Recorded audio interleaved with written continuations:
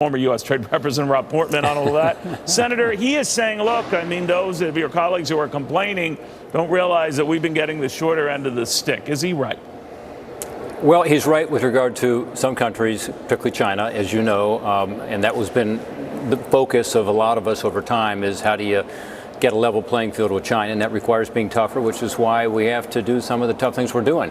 But with regard to some of these other countries like Canada and like Mexico, we need to have an agreement. I was for a new NAFTA agreement. We need it updated. It's almost 25 years old. But we also don't want to have no NAFTA because that's our biggest trading partner in Ohio and other states. And we do have lower tariffs in those countries as a result of those agreements. Senator, is it your view, no less than the Wall Street Journal today, saying that this trade agreement with Mexico is actually worse than the one it presumably will replace? What did you make of that? Well, you know, at the beginning of the editorial, he said it's sort of half and half good and half not so good. And I think that's probably closer to the truth. I mean, there's some great things in there, I think, for opening up more markets in Mexico for agriculture products, among others.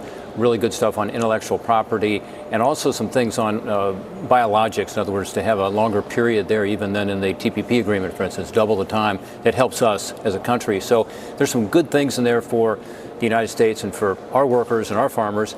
But the sunset provision has been a concern of the Wall Street Journal and mine. And then second is this arbitration panel, you know, for investors. So those two things, I think, are a lot better than they were, you know, in the original negotiation a few months ago. We're making progress. So I think this agreement with Mexico is a step in the right direction. And I think if we can now complete a similar agreement with Canada, you know, we're off to a not just a better relationship between the three countries, but to you know, a stronger U.S. economy. Senator, I got the impression out of Jimmy Carter that he's worried about the residual effects of our tough trade posture, that it might deliver the goods and get us the deals, but that we could be, I don't want to put words in his mouth, burning friendships. What do you think of that? Well, it depends how it all comes out, Neil. I mean, yeah, we've been pretty tough with some of our friends with regard to using what's called 232, which is the national security waiver. Australia, you know, the UK, Canada, I mean, true allies who've been with us, you know, in Iraq and Afghanistan and share so many values. And so we have to be careful. But I think if it all ends up being negotiated out, we'll have a stronger trade agreement with those countries, and that'll be better for our relationship. So I think it's a risk we're taking. But I have not been, as you know, supportive of using this national security waiver with countries that do not create a national security threat. You know, President Carter also was talking about how dangerous it would be for Democrats to keep pushing or mentioning impeachment. You've almost said the same about Republicans campaigning on the notion that they are. But it does become a popular issue. What do you make of all that?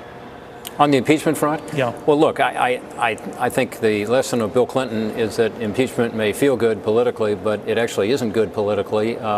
You know, so it depends. I mean, obviously, if there are impeachable offenses, you know, high crimes and misdemeanors, then yeah, but it shouldn't be used politically because that backfires. And look, we've got so many things to do in this country right now to keep us on track. We've done good things on the tax reform front, the regulatory relief front. You and I have talked a lot about this. We're heading in the right direction. We shouldn't get distracted, in my view, by some of these other shiny objects out there. Instead, we should continue to focus on solving the opioid crisis, fixing these trade disputes we have, keeping the country moving in the right direction. All right. Senator, thank you very much. Good seeing you again. Thanks, Neil. I never knew you were an intern for Jimmy Carter. I see a different Neil Cavuto now. Well, I'm a mystery wrapped in a conundrum. It was a good gig. Very, very good cafeteria there, but I digress. You and my wife might have been there at the same time. She also interned for President Carter. Is that right? Yeah, Is that right? Jane did too. I'm now going to ask her about you, what you were like as a young man.